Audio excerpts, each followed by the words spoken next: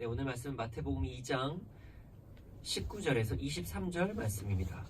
마태복음 2장 19절에서 23절 말씀입니다. 마태복음 2장 19절에서 23절 말씀입니다. 함께 읽겠습니다. 시작. 헤롯이 죽은 후에 준 사자가 애굽에서 요셉에게 현몽하여 이르되 일어나 아기와 그의 어머니를 데리고 이스라엘 땅으로 가라. 아기의 목숨을 찾던 자들이 죽었느니라 하시니 요셉이 일어나 아기와 그의 어머니를 데리고 이스라엘 땅으로 들어가니라. 그러나 아켈라오가 그의 아버지 헤롯을 이어 유대의 임금됨을 듣고 거기로 가기를 무서워하더니 꿈에 지시받은 갈릴리 지방으로 떠나가 나사렛이란 동네에 가서 사니 이는 선지자로 하신 말씀에 나사렛 사람이라 칭하리라 하심을 이루려 함이로라. 아멘. 네, 오늘 말씀은요, 순종과 누림입니다. 오늘 말씀을 통해서 우리가 주께 순종하는 과정 가운데서도 그 기쁨을 누리시는 그런 누리시기를 소원합니다. 오늘도 지금 일어난 이 사건의 배경에 대해서 먼저 한번 나눠보고 그리고 말씀 함께 누리기 원합니다. 예수님께서 태어나셨습니다. 예수님께서 베들레헴에서 태어나셨습니다. 동방박사는 왕이 태어나신 별을 발견하고 분봉왕 헤롯을 찾아갑니다. 그리고 헤롯은 동방박사의 왕이 태어났다는 말을 듣자 자신의 왕권이 빼앗길 것에 대한 두려움에 쌓입니다. 헤롯은 별이 나타난 시점을 묻고 성경에서 미가 5장 2절에 베들레헴에서 메시아가 나올 것이라는 것을 동방박사에게 전합니다. 헤롯은 자신도 왕에게 경배하고 싶다며 자신에게 다시 찾아와 태어날 왕에 대해서 자세히 알려달라고 고합니다. 그리고 동방박사는 베들레헴으로 가는 도중에 별의 세미라 인도하심을 받고 예수님을 찾게 됩니다. 동방박사는 황금과 유향과 모략을 가지고 예수님께 경배합니다. 그리고 동방박사는 꿈에서 헤롯 왕에게 가면 안 된다는 말씀을 듣고 헤롯 왕에게 다시 가지 않고 자신의 본국으로 떠납니다.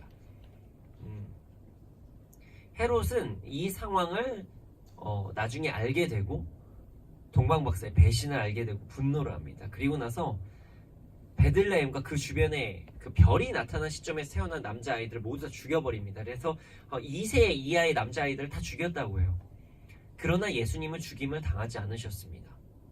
엉뚱한 정말 안타까운 목숨만 잃게 된 것이지요. 하나님께서는 요셉에게 애굽을 떠나라는 명령을 하셨기 때문입니다. 애굽으로 떠나라는 명령을 하셨기 때문입니다. 그리고 나서 오늘의 사건이 벌어집니다. 이미 마리아와 요셉과 예수님은 애굽에 있는 상황에서의 그러한 상황입니다. 19절을 한번 보겠습니다. 헤롯이 죽은 후에 주의 사자가 애굽에서 요셉에게 현몽하여 이르되 20절 일어나 아기와 그의 어머니를 데리고 이스라엘 땅으로 가라. 아기의 목숨을 찾던 자들이 죽었느니라 하시니 요셉은요 애굽에 도착해서 거기서 정착을 했죠. 그래서 잘 살고 있었겠죠. 우리가 말씀을 유추해 보면요 요셉은 되게 지혜롭고 현명한 사람이었었던 것 같아요. 그러니까 우리 마리아가 혼전에 임신을 했음에도 불구하고 그것을 조용히 덮으려고 했었던 요셉입니다. 요셉은 되게 온유한 사람이었습니다. 그리고 또한 요셉은 유명한 덕망이 있는 사람이었던 것 같아요. 그런 성품을 가지고 그런 어떠한 생활력도 있었겠죠. 후에 또 말씀드리겠지만 요셉의 직업에 대한 어떤 헬라어를 살펴보면은 그냥 그는 목수인데 일반 목수가 아니라요 건축업자의 목수예요.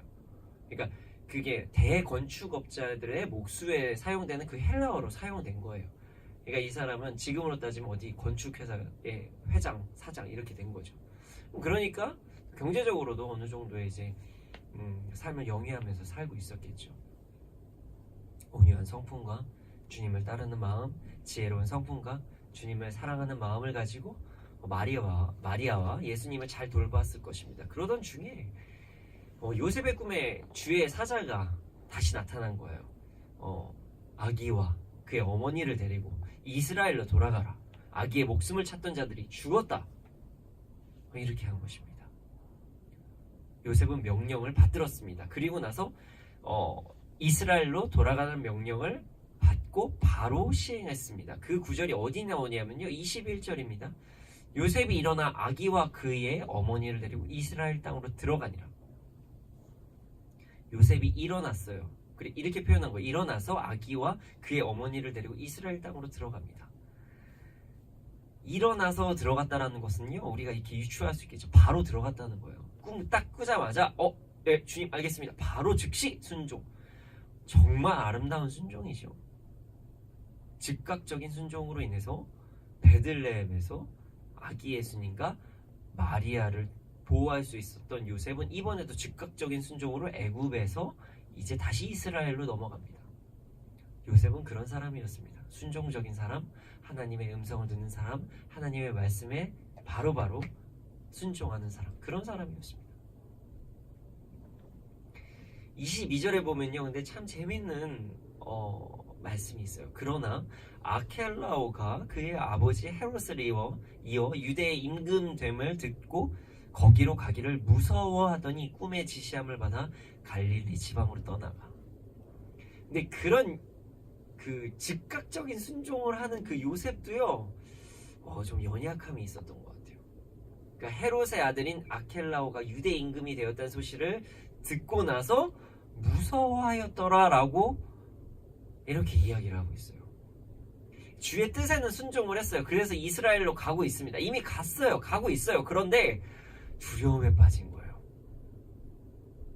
요셉은요, 무지한 자가 아니었어요.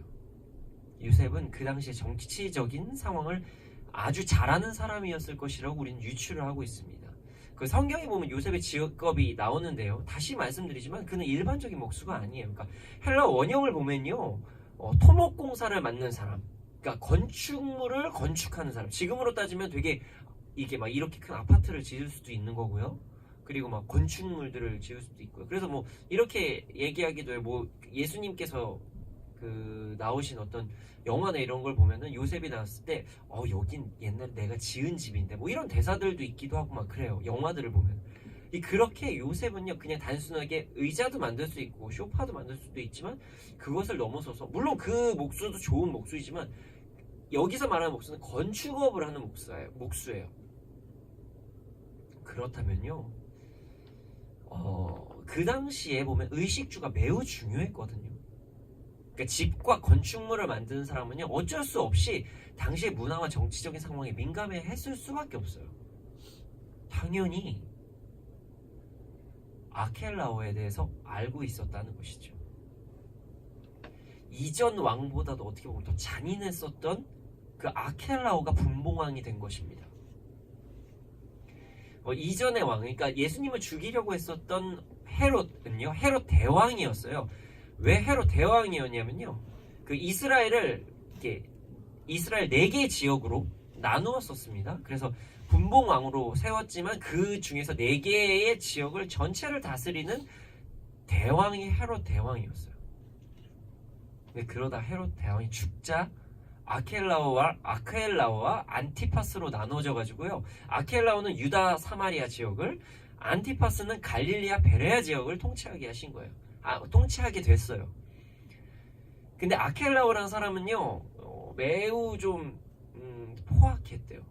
그리고 정치적으로도 되게 불안정한 정치를 했다고 해요.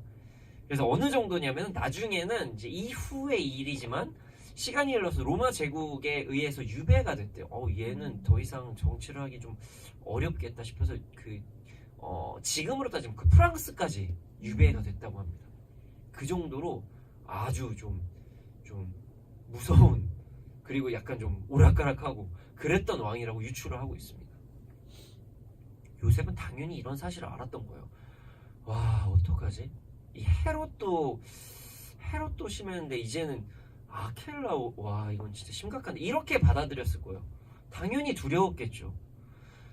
순종을 했어요. 즉시 일어나서 갔어요. 이스라엘로 갔어요. 그런데 진짜 두려웠던 거예요. 순종은 했지만 두려운 거예요. 하나님은요, 요셉을 아셨습니다. 그리고 나서 되게 인격적으로 반응하세요. 어떻게 반응하시냐면요, 23절에 보면 나사렛이란 동네에 22절을 보면요, 그러나 아켈라오가 그의 아버지 헤롯에 이어 유대 임금됨을 듣고 거기로 가기를 무서워하더니 꿈에 지시함을 받아 갈릴리 지방으로 떠나가라고 나와 있습니다. 갈릴리 지방으로 보내십니다. 그러니까 아켈라오의 통치 구역이 아니라 안티파스의 통치 구역으로 하나님께서 보내신 거예요. 일단 순종을 해서 이스라엘을 떠났는데 진짜 두려운 거죠. 유대 사마리아 지역은 두려운 거예요. 뭐 요구를 했는지 안 했는지 우린 성경 말씀에 뭐 적혀있지 않아서 모르겠어요. 그러나 하나님께서 그냥 자연스럽게, 아주 자연스럽게 그냥 그래 너의 마음을 안다 하시고 그냥 보내셨던 것 같아요. 안티파스를 보냅니다. 근데 이게 또 하나님께서 사용하시는 역사가 됩니다. 23절을 읽어볼게요. 나사렛이란 동네에 가서 사니 이는 선지자로 하신 말씀에 나사렛 사람이라 칭하리라 하심을 이루려 함이로라. 요셉의 연약함도 사용하신 거예요. 그러니까 이스라엘 중에서 갈릴리 중에서 나사렛으로 보내신 하나님은요 예언을 이루십니다. 근데 이제 여기에 대해서 되게 신학자들은요 많은 이야기들을 해요. 왜냐하면 사실 구약 성경에 봤을 때 나사렛이라는 이름이 안 나와요. 그게 그래서 어떻게 이게 예언이지? 마태가 왜 이거를 선제로 하신 말씀에 나사렛이라는 이야기를 하지? 이렇게 궁금해할 수가 있죠. 그런데 이것에 대해서 유추하는 세 가지들이 있는데요. 이 세 가지 모두가 좀 다 은혜스럽습니다. 그래서 세 가지 이론들을 한번 잠깐 이야기를 해드릴게요. 그 나조라이오스라는 나사렛 사람이란 뜻을 가진 헬라어가요. 그 나시린이라는 단어랑 좀 비슷합니다.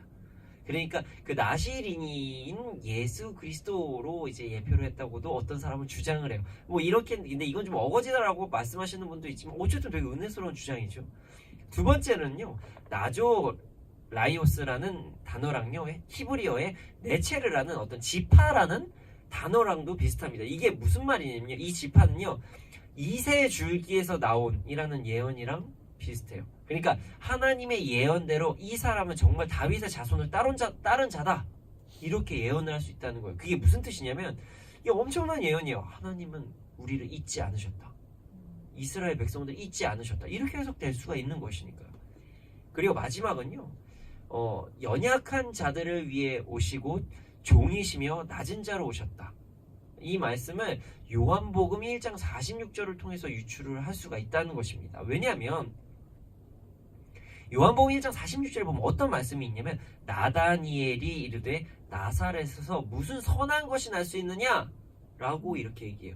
그러니까 그 당시에 나사렛은요 그렇게 좀 이렇게 이방인들이 많이 살던 도시이기도 하고, 그리고 막 이렇게 뭐라고 그래야 되죠? 지금으로 따지면은 좀 좋은 부르주아층의 어떤 그런 도시는 아니었다는 것으로 유추할 수가 있어요. 그러니까 하나님께서는 우리를 위해서 그 종으로 오셨다, 낮은 자리로 오셨다, 이렇게 받아들일 수 있다는 것이죠. 뭐 어찌됐든 이 세 가지 중에서 어떤 것이 될지는 저도 확실하게 알 수는 없습니다. 그러나 그 많은 신학자들은 두 번째 뜻, 네체르라는 것에 대해서 이야기를 해요. 그것에 대해서 그것을 동의한다고 얘기해요. 그러나 저는 세 가지 뜻 다 은혜를 받아서요, 우리 모두 뭐 세 가지 뜻을 다 받아들여도 괜찮을 수도 있지 않을까, 이런 생각도 들기도 합니다. 어쨌든 예수님은요 나시린이셨고요, 그리고 이전부터 정말 우리를 위해서 계획해서 오신 분이시기도 하고요, 종으로 낮은 자리에 오신 분이시라는 것을 알 수가 있습니다. 오늘의 말씀을 좀 적용을 해보자면요, 진짜 놀라운 말씀이 돼요. 지난주에는요 순종하지 못하는 것에서 나눴어요. 근데 순종하지 못하는 이유가 우리 욕심과 두려움 때문이라고 나누었었죠. 그리고 그것을 이겨낼 수 있는 힘은 그 결과에 대한 자유함, 그리고 온전한 예배라고 그 말씀을 통해서 나누었습니다. 그리고 나서 오늘 말씀은요, 순종은 했어요. 순종을 했는데 순종하고 나서도 두려운 거예요. 순종을 누리지 못하는 삶에 대해서 그리고 요셉을 통해서 함께 나누는 것입니다. 우리는요 주의 말씀에 순종을 해야 합니다. 그게 가장 아름다운 길이고요, 그게 가장 완벽한 길이기도 해요. 그런데 우리는 모두 다 연약해서요 순종을 하고 나서도 의심이 생길 때가 참 많아요. 그래서 순종하고 나서 그 안전함과 그 자유로움을 누리지 못할 때가 너무 많다는 거예요. 그래서 오늘 말씀은요, 순종을 하면서 그 순종을 기쁨으로 누리는 방법을 나누기를 원합니다.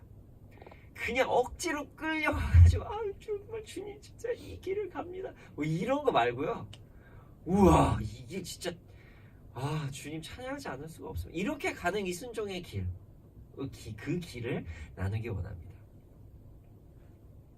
순종은요, 여러분, 가장 아름다운 선택입니다. 하나님의 말씀을 지키는 삶보다 안전한 삶은 절대로 없습니다. 가장 안전하고요, 아름다운 결과가 있는 삶이 순종의 삶입니다. 모든 만물을 지으시고요, 그리고 그것을 다스리시는 분이 우리 하나님이십니다. 우리 하나님은 전지하시고요, 전능하시고요, 선하시고요, 우리를 정말로 사랑하시는, 나보다 나를 더 사랑하시는 분이에요. 그런 분이 우리에게 어떤 것을 말씀하셨고요, 그리고 그분의 뜻을 따라서 살아가는 것이 순종하는 삶이에요. 믿음의 눈으로 주를 바라볼 때 당연히 우리는 순종을 해야지요. 왜냐하면 그 길이 정말 안전한 길이고 가장 아름다운 것임을 우리가 알 수 있기 때문이에요. 그러나 우리의 삶을 볼 때 우리가 순종을 누리지 못할 때가 참 많아요. 그러니까 억지로 끌려갈 때가 많아요. 진짜 주님, 저 진짜 이거 하기 싫은데 저 진짜 주를 위해서 합니다, 뭐 이럴 때가 많아요. 정말 이게 안타까운 것입니다. 왜 우리는 순종을 누리지 못할까요? 그것은 우리의 연약함 때문입니다. 이것은 요셉을 통해서 우리가 알 수가 있습니다. 첫 번째가 들음입니다. 우리는 듣고 나서 연약함이 생길 때가 참 많아요. 요셉도 듣게 됐어요. 그러니까 뭐에 대해서 들었냐면요, 아켈라오에 대해서 듣게 됐어요. 헤로드 왕보다도 무서운 왕 아켈라오, 심지어 왔다 갔다 하고 오락가락하는 그 불안정한 통치를 한다는 아켈라오, 그 아켈라오에 대해서 듣게 됩니다. 우리는요, 들음에서 믿음이 나기도 하지만 들음에서 두려움이 나기도 합니다. 정말 은혜 받고 주여 주님 찬양합니다 이랬다가 갑자기 전화 한 통화 딱 받고 나서 주여 우린 연약함, 이게 우리의 삶입니다. 정말 주님 정말 저는 너무나도 이 길이 좋습니다 하다가 갑자기 뭐 이 소식 들었어? 갑자기 아버지 저에게 왜 이런 고난을 주십니까? 그게 우리의 삶입니다. 저도 그럴 때가 참 많이 있습니다. 하와가 불순종하게 된 이유는 들음 때문이었습니다. 그 하와는요, 뱀에게 야 너 그거 거짓말이야, 하나님같이 될 것이야, 이런 이 얘기를 들었던 거예요. 그리고 또 아담은요, 또 하와의 말을 들었던 거예요. 그것이 사실인지 아닌지가 중요한 게 아니었어요. 일단 듣고 나면 이 마음이 흔들린다는 거예요. 그리고 하나님께서 하신 말씀보다 그것이 더 막 중요하게 느껴져요. 들음입니다. 들음. 듣게 되니 부정적인 믿음이 생기기도 하고, 그래서 결국 하나님의 말씀에 불순종한 것입니다. 요셉도 들었습니다. 아켈라오 그 사람 진짜 대박이야. 헤롯 때는 아무것도 아니야. 장난 아니래. 막 오락가락하고 뭐 사람 막 다 죽여버리고 난리가 나. 야 큰일 나. 이거 어떡하지? 우리 이제 어디로 돌아가지? 이런 난리가 소문들을 들었던 것입니다. 듣는 순간 두려움에 빠졌습니다. 하나님께서 명령하셨던 것이 분명히 들었어요. 요셉아, 넌 이제 이스라엘로 떠나라. 너를 죽이려도 하던 자, 그 모든 자들이 죽었다. 이제 이스라엘로 가라. 그런데 아켈라오에 대한 이야기를 듣자 이거 뭐지? 이렇게 두려움이 생긴 것입니다. 순종은 했어요. 하기는 했는데 기쁨으로 그 순종을 누리지 못했다는 거예요. 하나님을 온전히 신뢰하지 못했다는 것입니다. 이 들음이라는 게요, 그 긍정적인 믿음으로 이끌기도 하지만 우리를 부정적으로 이끌기도 합니다. 그리고 두 번째는요, 세상의 지식이었어요. 뭐냐면 요셉은요 되게 박식한 사람이었던 것 같아요. 아마 이제 그 정도의 위치까지 올라가려면 어느 정도의 뭐 공부도 하고 해야 됐겠죠. 그리고 건축을 하려면 그 당시에 어떤 문화도 알아야 되고 그런 조경도 알아야 되고 뭐 많이 알아야 되니까 많은 것을 들어야 되겠죠. 세상의 지식이 그를 두렵게 한 것입니다. 아켈라오가 좀 무섭대 뭐 이렇게 들어도 뭐야 뭐 그래도 하나님 이렇게 생각하면 되는데 이미 아켈라오와 그 상황에 대한 배경 지식을 알고 있었던 것 같아요. 우리는요 이 땅에서 살아갑니다. 저는 세상 지식이 매우 중요하다고 생각을 해요. 책을 읽는 게 매우 중요하다고 생각을 하고요. 시사에 대해서 아는 것이 매우 중요하다고 생각합니다. 그래서 저는 제가 지금 훈련을 진행하고 있는 MIT PTS 과정에서도요. 뉴스위크라는 잡지를 읽는 것을 과제로 내놓기도 합니다. 왜냐면요 우리가 세상에 대해서 무지하면 안 돼요. 지금 세상이 어떻게 돌아가는지를 알아야지만 우리가 어떤 기도를 해야 될지 세상에서 우리가 어떻게 정말로 나아가야 될지를 알기도 합니다. 우리 신문도 봐야 돼요. 우리 크리스찬들이 세상과 너무 담쌓게 살면 절대로 안 됩니다. 자신의 전공 분야에 대한 어떤 부분에서도 연구를 해야 되고요. 노력도 해야 돼요. 공부도 해야 됩니다. 세상의 지식은요 매우 중요합니다. 열심히 살아야 돼요. 연구를 해야 돼요. 그런데 그 지식이 우리를 두렵게 만들 때도 있다는 것입니다. 요셉이 되게 두려웠던 거예요. 당시에 그 정치적 상황을 잘 알고 있었던 거예요. 요셉이 건축가였죠. 그러니까 그 당시 엘리트에 속하는 잘하는 증거가 많이 있어요. 그래서 그 당시에 역사적인 상황을 이렇게 잘 파악한 거죠. 4개로 나뉘어졌던 이스라엘 땅에서 그 땅을 모두 다스렸던 헤롯 대왕이야. 근데 그 사람이 죽었어. 근데 지금 이제 2개로 쪼개졌고 그 쪼개진 가운데 그 아켈라와 안티파스가 통치를 하고 있어. 근데 이 상황에서 지금 식국이 2갈래로 나눠졌으니까 불안할 수가 있단 말이지. 어떻게 해야 되지? 뭐 이런 배경 지식을 알고 있으니까요. 요셉을 두렵게 한 것입니다. 세상 지식이 요셉을 두렵게 만든 것이었어요. 아예 그냥 무식하게 사람들이 뭐래 그냥 뭐야 그냥 하나님이 나갔어 이렇게 그냥 받아들이는 사람도 있지만 반대로 너무 많이 알면요 더 염려가 돼요. 세상의 지식은요 매우 유용하지만 하나님의 진리를 거부하거나 두렵게 만들 때가 참 많아요. 지금도 그러할 때가 많아요.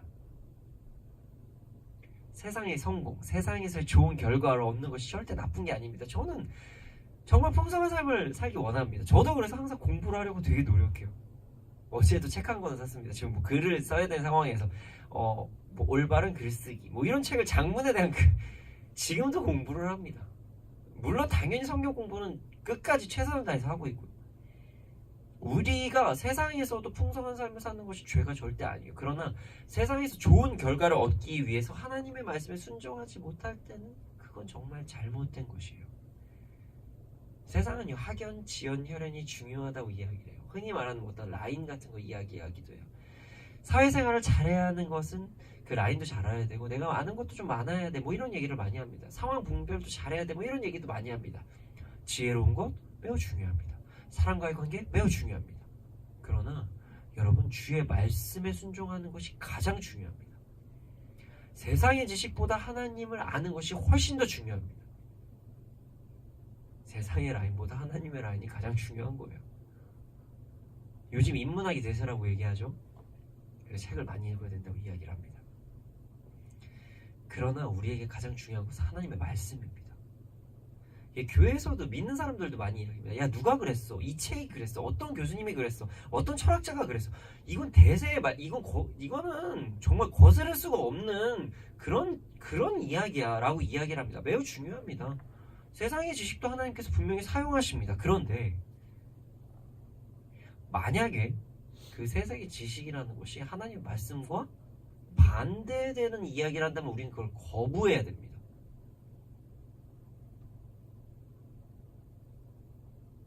세상의 지식이 우리를 더욱더 시험에 들게 할 수가 있다는 것입니다.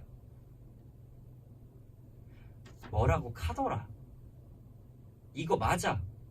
야, 맞다니까 이건 진리야. 라고 얘기하는 것도요. 인간들이 그냥 만들어낸 것일 수도 있어요. 저도 과학적인 거 되게 좋아하지만요. 대부분 가설에서 시작하는 것이죠.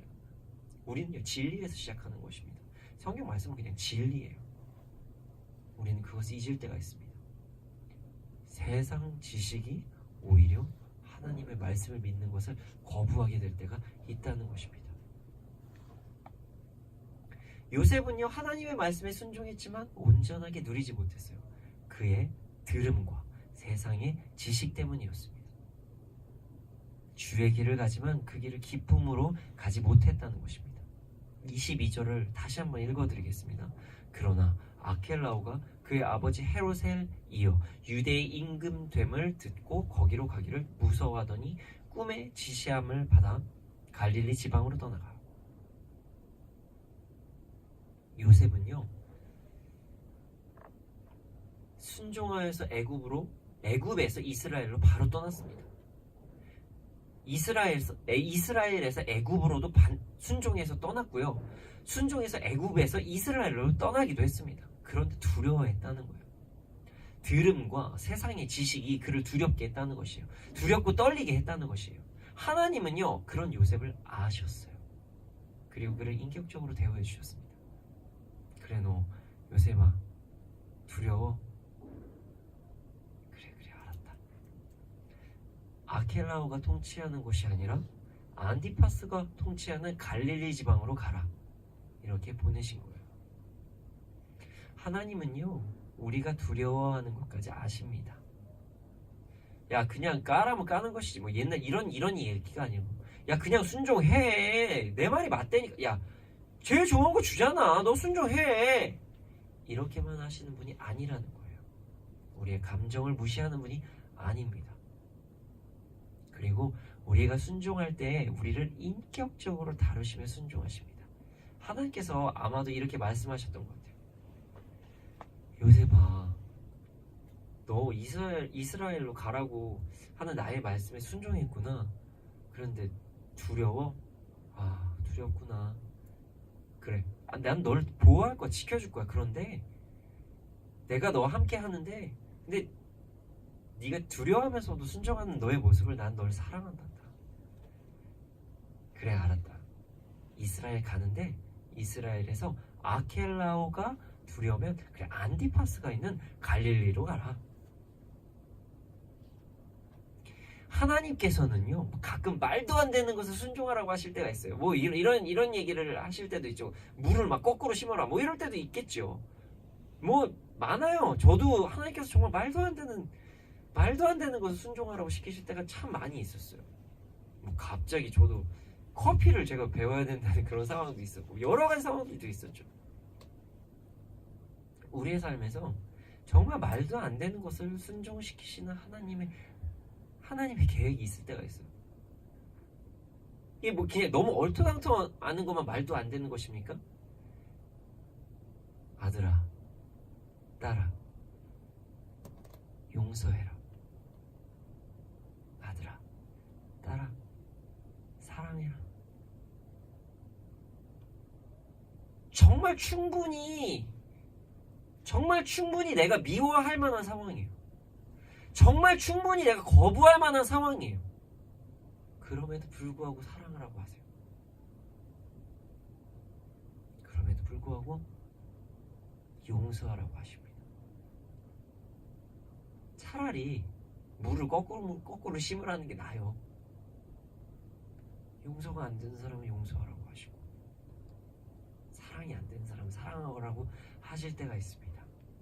정말 하기 싫은 것을 하라고 하실 때가 있습니다. 그때 우리 어떻게 해야 될까요? 순종. 아멘. 순종하십시오. 순종해야 됩니다. 먼저 순종하십시오. 순종하고 나가십시오. 그리고 나서 고백하십시오. 하나님, 제가 순종합니다. 근데요, 이 사람 저 사람이 얘기해요. 야, 그게 용서가 돼? 야, 그 사람 어떻게, 야, 너 바보니? 진짜 그러니까 맨날 그렇게 당하고 살지. 그러니까 네가 그러고 살지. 라고 우리를 삿대질합니다. 주님, 제가 봐도 이건 미친 짓 같습니다. 그러나 순종합니다. 그러나 두렵습니다. 그러나 억울합니다. 도와주세요. 이렇게 하나님께 고하십시오. 하나님은요 인격적이십니다. 우리를 연약하면요 다 아세요. 그렇게 되면요 우리 요셉과 같이 피할 길을 주십니다. 피할 길을 주시면서 순종하게 하십니다. 하나님은요 요셉을요 갈릴리 지방으로 보내셨어요. 하나님께서는요 우리에게도 인격적으로 다가오십니다. 물론 순종을 하라고 하시지만 사랑을 부어주십니다. 용서를 부어주십니다. 그런 하나님이십니다. 그러나 우리가 잊지 말아야 될 것이 있습니다. 요셉은요 자신의 감정과 다르게 먼저 순종했다는 것입니다. 하나님 저 두렵기 때문에 못해요가 아니라 하나님 저 순종합니다.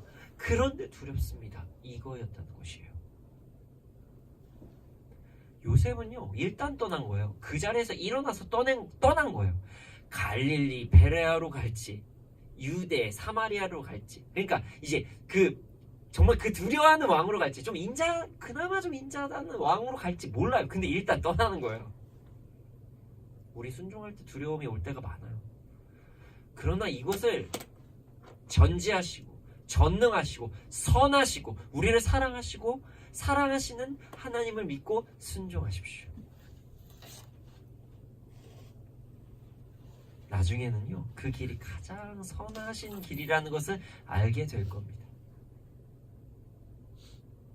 23절을 함께 보겠습니다. 나사렛이란 동네에 가서 사니 이는 선지자로 하신 말씀에 나사렛 사람이라 칭하리라 하심을 이루려 함이로라. 우리 하나님 정말 찬양하지 않을 수가 없어요. 제가 이 말을 진짜 자주 하는데요, 이 말씀 보면서도 더 진짜 찬양하지 않을 수가 없었어요. 하나님은요 요셉을 인격적으로 다루셨어요. 갈릴리로 가. 그런데 그 갈릴리로 가고 나사렛으로 가는 게 완전한 계획이었다는 거예요. 그렇게 인격적으로 다루시면서도 완전한 계획을 이루셨습니다. 나사렛에서 예수님이 자라나셨어요. 그리고 이것은 선지자로 하신 말씀까지 이루셨다는 거예요. 하나님은요 이렇게 모든 것을 협력하여서 선을 이루십니다. 우리가 순종만 하고 나가면요 모든 것을 협력하여서 선을 이루신다는 거예요. 요셉의 두려움까지도 사용하신 하나님, 나사렛 예수 그리스도라는 예언을 성취하게 하신 것입니다. 그래서 우리가 어떤 것을 선포하거나 명령하거나 그럴 때 나사렛 예수 그리스도의 이름으로 명하노니 이것은 이루어질지어다, 치유될지어다, 여러 가지 하잖아요. 나사렛 예수 그리스도의, 사실 요셉의 그 두려움을 사용하시기도 하신 것이죠. 우리 하나님은 실로 엄청나게 찬양받기 합당하신 하나님이십니다. 요셉은요 결국 순종을 누리게 됐어요. 두려움이 중간에 찾아오기는 했지만 결국 온전한 주의 뜻이 이루어지고 요셉도 기쁨의 순종을 하게 되었습니다. 우리가 온전한 순종을 누릴 수 있는 방법은 말씀을 통해서 다시 한번 알 수가 있어요. 첫 번째가 뭐냐면요, 자신의 연약함을 일단 순종을 하고 자신의 연약함을 고했다는 거예요. 요셉은요 자신의 연약함을 인정했어요. 그러니까 거짓된 감정을 가지고 하나님께 저 안 두려워, 괜찮아요, 그래요 이렇게 나가는 게 아니라요, 그냥 인정했어요. 하나님 저 일단 떠나요, 일단 가요, 그런데 저 진짜 두려워요, 이렇게 나가는 것입니다. 우리는요 자신의 연약함을 인정할 때에 순종을 누릴 수가 있습니다. 그리고 그 연약함을 하나님께 고해야 됩니다. 약할 때 강하게 하심을 인정하고 하나님께 자신의 연약함을 인정하고 나아갑시다. 그러나 중요한 것은요, 저 약하니까 못한다가 아니에요. 순종하는데 약하다는 거 이야기하는 것입니다. 순종은 기본이라는 것입니다. 주님 전 연약해서 못합니다가 아니라 일단 순종을 하는 겁니다. 순종은 가장 아름다운 길이라는 것을 우리가 잊으면 안 됩니다. 일단 순종하면서 연약함을 고하는 것입니다. 순종하십시오. 하나님의 뜻에 순종하십시오. 그러나 순종을 하고 그냥 넘어가지 말고 하나님 저 진짜 연약합니다. 우리 연약함을 인정하고 무엇이 그렇게 힘든지를 이야기를 하면 됩니다. 저도 순종하려고 되게 많이 노력하는 사람입니다. 그런데 이 딱 순종하고 나서요 저는 토설해요. 막 하나님 기도하고 막 그래요. 그래서 주여 하고 부르시고 주님 저 연약합니다 이렇게 구합니다. 정말 그래야 됩니다. 우리 모두 하나님께 자신의 연약함을 구하십시오. 하나님 저 진짜 힘듭니다 이렇게 이야기하십시오. 그러나 순종은 하시면서 하십시오. 우리가 순종을 진짜 올바르게 누릴 수 있는 건 우리의 연약함을 구할 때, 우리 연약함을 고할 때 가능한 것입니다. 하나님께서 요셉을 유대와 사마리아가 아닌 갈릴리로 보내신 것을 기억하십시오. 하나님께 자신의 연약함을 이야기하고 순종하는 과정까지 이야기를 하시면요, 순종하는 과정까지도 하나님과 동행하는 축복을 누리는 삶을 살게 됩니다. 그렇게 사는 우리가 되기를 소원합니다. 두 번째는요, 말씀에 의지했어요. 연약함을 이야기했고요, 그 다음에 말씀에 의지했어요. 요셉은 세상에 무지한 자가 아니라는 것을 몇 번에 걸쳐서 말씀드렸습니다. 그러나 요셉은 결국 말씀을 택했어요. 아마 요셉은 그 이스라엘을 가면서 이런 시편 찬송을 읽었을 가능성이 높아요. 시편 23편을 제가 한번 읽어보겠습니다. 여호와는 나의 목자시니 내게 부족함이 없으리로다. 그가 나를 푸른 풀밭에 누이시며 쉴 만한 물가로 인도하시는도다. 내가 내 영혼을 소생시키시고 자기 이름을 위하여 의의 길로 인도하시도다. 내가 사망의 음침한 골짜기로 다닐지라도 해를 두려워하지 않을 것은 주께서 나와 함께 하심이라. 주의 지팡이와 막대기가 나를 안위하시나이다. 주께서 내 원수의 목전에서 내게 상을 차려주시고 기름을 내 머리에 부으셨으니 내 잔이 넘치나이다. 내 평생의 선하심과 인자하심이 반드시 나를 따르니 내가 여호와의 집에 영원히 살리로다. 요셉이 가장이었죠. 마리아 아기 예수님을 책임져야 되죠. 근데 안 두려웠을까요? 두려웠죠. 그런데 요셉은 분명히 말씀에 의지했을 것이에요. 그러니까 갔죠. 세상이 아무리 부정적인 이야기를 해도 나는 하나님의 말씀을 따르겠다, 이렇게 결심해야 된다는 것입니다. 영원히 주님은 나를 보호하실 것이다, 이걸 믿는 것입니다. 요셉은요, 다윗의 자손이었어요. 마태복음 1장 예수님의 계보를 보면요, 요셉이 다윗의 자손임을 알 수가 있습니다. 요셉은요, 자신의 조상인 다윗에 대해서 잘 알고 있었을 것이에요. 요셉은 하나님을 신뢰했습니다. 그리고 순종할 수 있었습니다. 하나님을 신뢰한 요셉은 하나님의 사자가 한 말을 모두 기억했던 것입니다. 시편 23편을 노래하면서 이스라엘로 가고, 또한 하나님의 말씀을 기억했을 거예요. 뭐냐면은 마태복음 1장 19절에서 23절 말씀이에요. 제가 한번 읽어드릴게요. 어떤 상황이냐면, 그의 남편 요셉은 의로운 사람이라 그를 드러내지 아니하고 가만히 끊고자 하되. 이게 무슨 말씀이냐면요, 마리아가 임신을 했다는 것을 들은 것입니다. 약혼한 마리아가 임신했어요. 이 당시에요, 약혼자가 자신과 결혼하지 않은 상태에서 임신을 했을 때 돌로 쳐서 죽여도 문제가 되지 않은 상황이에요. 그런데 요셉은 의로운 사람이라 그를 드러내지 않고 가만히 끊고자 해요. 그 다음에 20절을 보면요, 이 일을 생각할 때 주의 사자가 현몽하여 이르되, 다윗의 자손 요셉아, 내 아내 마리아 데려오기를 무서워하지 말라. 그에게 잉태된 자는 성령으로 된 것이라. 아들을 낳으리니 이름을 예수라 하라. 이는 그가 자기 백성을 그들의 죄에서 구원할 자심이라 하니라. 이 모든 일이 된 것은 주께서 선지자로 하신 말씀을 이루려 하심이니라. 이르시되, 보라, 처녀가 잉태하여 아들을 낳을 것이요 그의 이름을 임마누엘이라 하리라 하셨으니 이를 번역한즉 하나님이 우리와 함께 계시다 함이라. 그러니까 예수님 자신의 아들이요 자기의 백성들을 그들의 죄에서 구원할 자임을 믿었어요. 하나님이 우리와 함께 계시다는 임마누엘 하나님을 믿었어요. 요셉은요, 이미 그 시편 말씀도 알고 있겠지만 자신에게 찾아오신 그 사자의 말씀을 기억했다는 것이에요. 그리고 그 말씀을 더 신뢰한 것이죠. 내가 두렵지만, 내가 힘들지만 하나님께서 계약해서 나온 이 어린아이 설마 죽겠어? 그래, 하나님은 신실하시니까 나는 세상에서 말하는 그런 세상 지식과 들음에 집중하지 않을 거야, 이렇게 결단하는 것이죠. 말씀은 요셉에게 힘이 되어 주었습니다. 말씀에 대한 믿음은 요셉을 이끌었습니다. 우리의 삶에서 순종을 누리기 위해서는요, 말씀을 알아야 됩니다. 그리고 말씀을 삶에서 의지해야 됩니다. 말씀을 의지하여 나아갈 때 우리는 하나님을 바라볼 수가 있습니다. 어떠한 들음과 어떠한 세상의 지식에 의지하는 것이 아니라 하나님의 말씀에 집중할 수 있다는 것입니다. 우리가 말씀을 알아야, 말씀을 온전히 믿어야 그렇게 될 수 있다는 것입니다.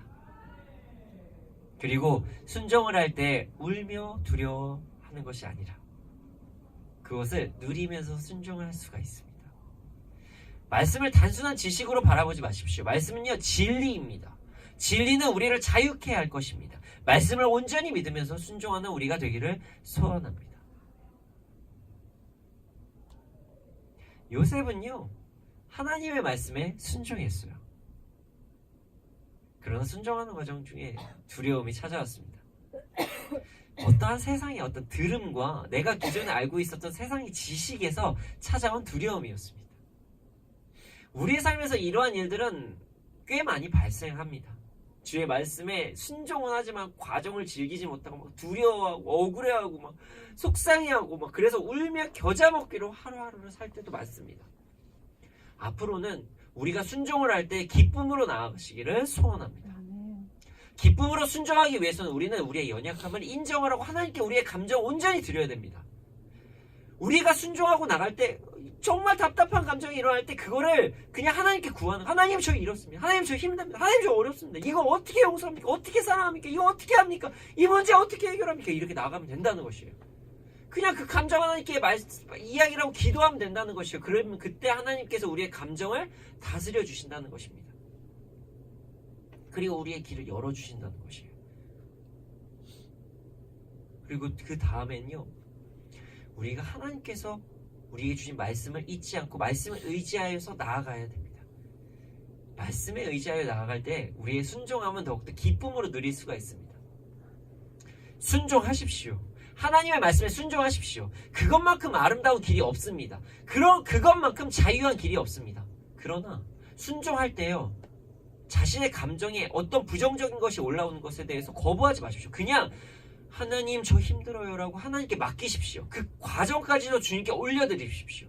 그리고 하나님의 말씀에 집중하면서 나가는 우리가 되기를 소원합니다.